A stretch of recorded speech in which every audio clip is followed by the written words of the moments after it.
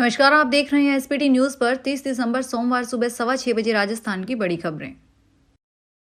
प्रधानमंत्री नरेंद्र मोदी ने साल के आखिरी रविवार को 117वीं बार मन की बात की। पीएम ने संविधान दिवस और महाकुंभ का जिक्र किया। उन्होंने कहा कि जब हम कुंभ में भाग लें तो उसे समाज में विभाजन और नफरत की भावना को खत्म करने का संकल्प लें।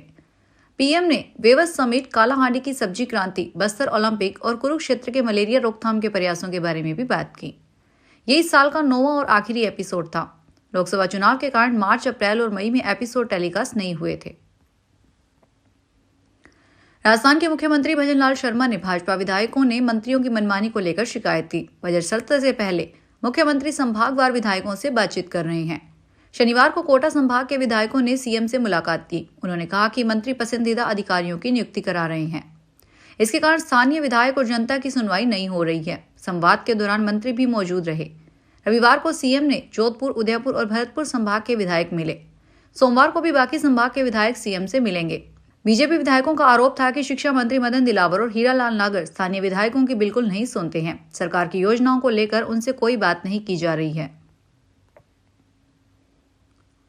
राजस्थान के पूर्व मुख्यमंत्री अशोक गहलोत ने कहा, हमने पूरी तैयारी के बाद नए जिले बनाए थे। भजनलाल ने अपनी पार्टी के दबाव में एक मौका खो दिया है।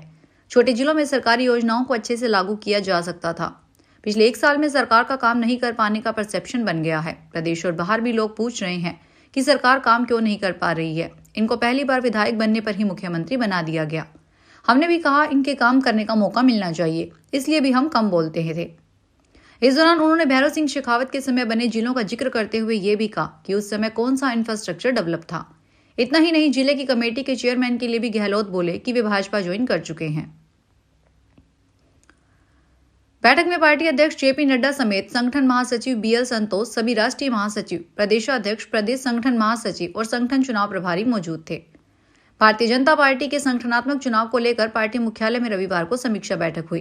बैठक मंडल, जिला और प्रदेश पदाधिकारियों के चुनाव पर केंद्रित रही।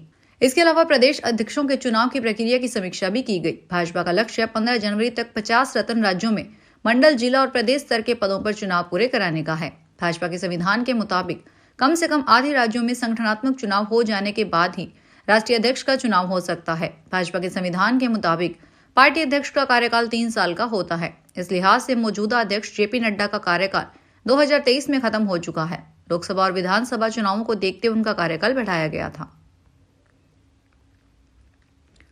राजस्थान के शिक्षा मंत्री मदन दिलावर सीकर के खाटू श्याम जी मंदिर पहुंचे। यहां उन्होंने अपने परिवार के साथ मंदिर में पूजा अर्चना की। इस दौरान मदन दिलावर की पत्नी सूरज दिलावर, पुत्र दीपक और पवन, पोता वेदांत सहित अन्य परिवारजन मौजूद रहे। श्याम मंदिर कमेटी के पूर्व अध्यक्ष प्रताप सिंह चौहान ने मदन दिलावर और उनके परिवार को पूजा अर्चना भी करवाई। मदन दिलावर इस दौरान मीडिया से रूबरू हुए। राजस्थान में भाजपा सरकार द्वारा नए जिले और 3 संभाग निरस्त करने की बात पर शिक्षा मंत्री मदन दिलावर ने कहा कि कोई भी जिला बनाते समय कुछ मापदंड होते हैं, उनकी पालना होना जरूरी है। अब ऐसे तो नहीं होता कि मनमाने तरीके से बना लें। जिस काम में जनता का अहित होता है उसे नहीं करना चाहिए। एक विधानसभा क्षेत्र का कोई जिला होता है क्या? उम्र कैद की सजा काट रहा फलाहारी बाबा को जयपुर की खुली जेल में शिफ्ट कर दिया गया है। हाईकोर्ट ने फलाहारी बाबा की याचिका पर उसे खुली जेल में शिफ्ट करने का आदेश दिया था। इसके बाद फलाहारी बाबा को अलवर सेंट्रल जेल से खुली जेल में शिफ्ट किया गया। इससे पहले अप्रैल में हाई कोर्ट ने फलाहारी को 20 दिन की पैरोल भी दी थी। याचिकाकर्ता के वकील विश्राम प्रजापति ने बताया कि ओपन एयर कैंप समिति ने फलाहारी बाबा को प्रार्थना पत्र खारिज कर दिया था। इसकी हाई कोर्ट में अपील की गई थी। फसलों के एमएसपी की कानूनी गारंटी समेत 13 मांगों को लेकर चल रहे किसान आंदोलन के समर्थन में किसानों ने आज सोमवार 30 दिसंबर को पंजाब बंद रखने का फैसला किया है। इस प्रदर्शन में पनबस पीआरटीसी वर्कर यूनियन के कर्मचारी भी शामिल होंगे। ऐसे में पूरे पंजाब में करीब 4 घंटे तक सरकारी बसें नहीं चलेगी। 1125 बसों के पहिए पूरी तरह जाम रहेंगे। सुबह 10 बजे से दोपहर 2 बजे तक बसें सड़क पर नहीं उतरेगी। पंजाब बंद को लेकर यूनियन की बैठक हुई है। इसमें संघर्ष को लेकर रणनीति बनाई गई है। इस दौरान यूनियन के चेयरमैन बलजिंदर सिंह राठ और प्रधान रेशम सिंह ने कहा कि किसानों ने सुबह 7 से शाम 4 बजे तक पंजाब बंद का आह्वान किया है, लेकिन पूरे दिन की हड़ताल संभव नहीं है। कर्नाटक पुलिस ने साइबर फ्रॉड के मामले में एक्सिस बैंक के रिलेशनशिप मैनेजर और 3 अन्य को गुजरात से गिरफ्तार किया है। चारों पर बेंगलुरु की एक कंपनी के अकाउंट से 12 करोड़ 50 लाख रुपए की चोरी करने का आरोप है। बेंगलुरु पुलिस ने bank manager Vaibhav Pithadia, banking agent Neha Bain, insurance agent Shailesh, commission agent Shubham को गिरफ्तार किया है। पुलिस ने चोरी की गई रकम से 1,83,00,000 रुपए जब्त किए हैं। उदयपुर जिला कलेक्टर अरविंद पोसवाल के नाम से सोशल मीडिया पर फर्जी आईडी बनाकर उदयपुर भाजपा जिला मंत्री गजपाल सिंह राठौड़ से 1 लाख रुपए मांगने का मामला सामने आया है।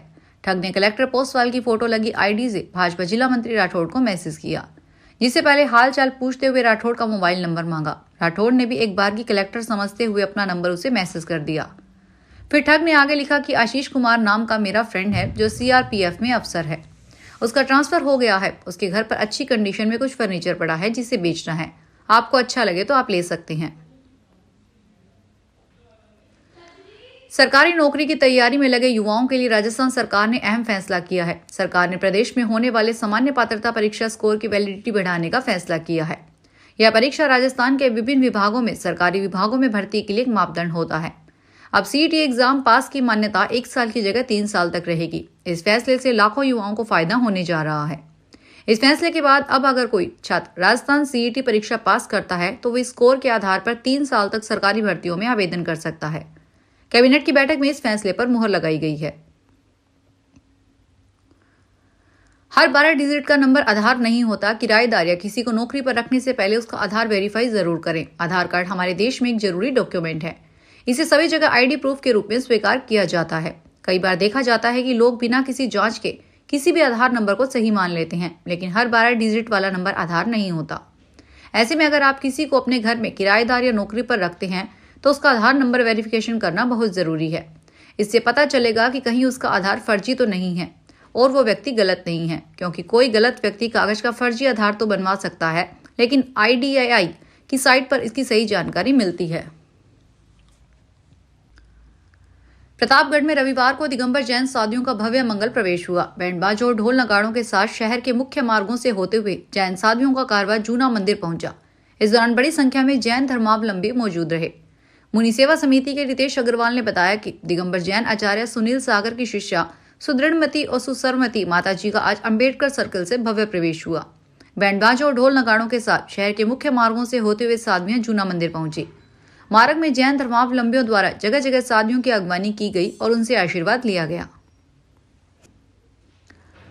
नागौर में हर वर्ष लगने वाले राज्य स्तरीय रामदेव पशु मेले की कार्यकारिणी समिति की बैठक कलेक्ट्रेट सभागार में आयोजित हुई। जिला कलेक्टर अरुण कुमार पुरोहित की अध्यक्षता में हुई बैठक में पशुपालन विभाग के संयुक्त निदेशक डॉक्टर महेश कुमार मीना ने बताया कि माघ शुक्ल प्रथमा से लेकर पूर्णिमा तक यानी 30 जनवरी से 12 फरवरी 2025 तक मेले का आयोजन होगा। इसके लिए 28 जनवरी से चौकियां चालू हो जाएगी। वहीं 30 जनवरी को झंडारोहण किया जाएगा। उन्होंने बताया कि 3, 4 व 5 फरवरी को सांस्कृतिक कार्यक्रम नगर परिषद, पशुपालन विभाग व पर्यटन विभाग के सहयोग से आयोजित किए जाएंगे। मेले में प्रदर्शनियां व पशु प्रतियोगिताएं द्वारा पारितोषिक वितरण भी किया जाएगा। जिला कलेक्टर अरुण कुमार पुरोहित ने बताया कि 23 व 24 जनवरी को दुकानों की नीलामी की जाएगी। अकाली दल के अध्यक्ष सुखबीर सिंह बादल का इस्तीफा जनवरी के पहले सप्ताह में स्वीकार किया जा सकता है। इसके साथ ही पार्टी नए साल में सदस्यता अभियान शुरू करने की योजना बना रही है। कल ही सुखबीर बादल ने सेक्टर 9 स्थित आवास पर अकाली दल की ओर की कोर कमेटी, कार्यकारिणी, जिला अध्यक्षों और हल्का इंचार्जों के साथ बैठक हुई थी। कार्यकारिणी ने जमीनी स्तर पर नेताओं से विचार विमर्श के बाद इस्तीफे को लेकर फैसला लिया है। सूत्रों के अनुसार सुखबीर बादल ने पार्टी की जमीनी हालत और मौजूदा राजनीतिक हालात पर नेताओं से चर्चा की और उनकी राय ली। ज्यादातर नेताओं ने सुखबीर का समर्थन किया और उनके साथ खड़े होने का भरोसा जताया। फिल्म अभिनेता सोनू सूद रविवार को साहिब में नतमस्तक होने पहुंचे। यहां उन्होंने कहा कि फिल्म से की जाने वाली कमाई का इस्तेमाल गरीबों की मदद करने के लिए किया जाएगा। अध्यात्म का केंद्र श्री दरबार साहिब बड़ी संख्या में श्रद्धालु माथा टेकने आते हैं। कई फिल्म अभिनेता अपनी फिल्मों की सफलता के लिए सचखंड श्री दरबार साहिब में माथा टेकने आते हैं। रविवार को फिल्म अभिनेता सोनू सूद भी गोल्डन टेम्पल पहुंचे, जहां वे नतमस्तक हुए और शुक्राना अदा किया। उन्होंने गुरबानी कीर्तन भी श्रवण किया और अपनी फिल्म की सफलता के लिए प्रार्थना की। फिलहाल बड़ी खबरों में इतना ही। ताजा खबरों को देखने के लिए चैनल को सब्सक्राइब करें। देखते रहिए SVT न्यूज। धन्यवाद।